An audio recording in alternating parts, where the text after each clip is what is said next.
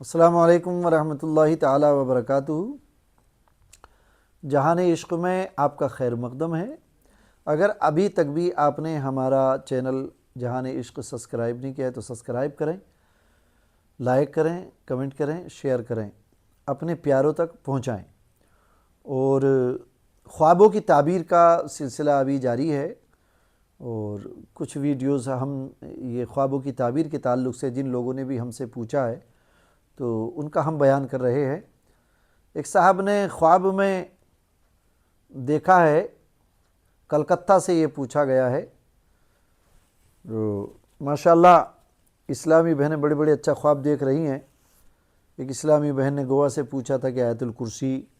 خواب میں اس نے پڑھی، اللہ حول پڑھی ہے،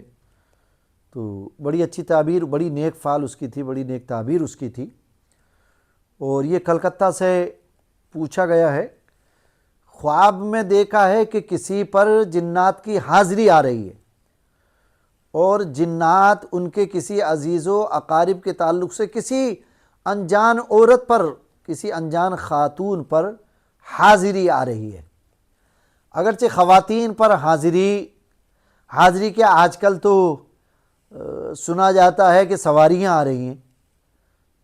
بہت سی اسلامی بہنوں پر سواریاں آ رہی ہیں۔ کوئی کہتا ہے کہ غوث پاک کی سواری آ گئی، کوئی کہہ رہا ہے کہ موکل کی سواری آ گئی۔ تو یہاں پر یہ ہم بتا دیں، واضح کر دیں آپ کو کہ کوئی بزرگ یا موکل کسی کے اوپر سوار نہیں ہوتے ہیں، البتہ جنات، عاصب وغیرہ کی حاضری پیشی ہو جاتی ہے۔ وہ مرد پر بھی ہو سکتی ہے اور کسی اسلامی بہن پر بھی، اور غیر مسلم پر بھی، کسی پر بھی وہ پیشی ہو سکتی ہے۔ تو بہت سی تو ویسے ہی ڈپلیکیٹ اور بناوٹی پیشیاں بھی آ جاتی ہیں، اور اس میں بناوٹی بیان بھی چل جاتے ہیں۔ قرآن مجید فرقان حمید ارشاد فرماتا ہے ان کیدکن عظیم، تو عورتوں کا جو مکر ہے وہ بہت بڑا ہے، ان کا جو فریب ہے، تو بہت سے گھر والوں کو پریشان کیے رہتی ہیں، اس مزار پہ لے جاؤ، اس مزار پہ لے جاؤ، اس عامل پہ لے جاؤ، اس بابا پر لے جاؤ۔ اور جب گہرائی سے چھان بین کی جاتی ہے یا کوئی صحیح عامل اس کو دیکھنے والا ہوتا ہے تو وہ نامی سے دیکھ کر بتا دیتا ہے کہ اس پر کچھ بھی نہیں ہے، اس کے دماغ کا خلط ملط ہے، یا اس کی کچھ چیزیں یا ڈیمانڈس ہیں ان کو پورا کر دیں۔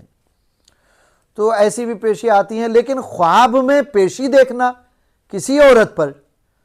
تو یہ قابل توجہ، قابل غور بات ہے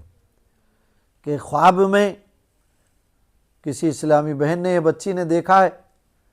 کہ خواب میں کسی اجنبیہ عورت پر پیشی آ رہی ہے، اور واقعات اور معاملات یہ جو خواب دیکھنے والی ہے یا دیکھنے والا ہے اس کے تعلق سے بیان چل رہا ہے، اور واقعی حالات وہی ہیں گھر میں، اپنے گھر میں یا عزیز و اقارب کے گھر میں، جس کے تعلق سے بھی اس میں خواب میں دیکھا جا رہا ہے کہ وہ بیان کر رہی ہے، اور واقعی گھر میں ایسی ہی بیماری ہے، ایسی ہی پریشانی ہے، اور ایسے ہی نقصانات، ایسے ہی حادثات، ایسے ہی سانحات ہو رہے ہیں، اور ایسے ہی معاملات گھر میں رونما ہو رہے ہیں،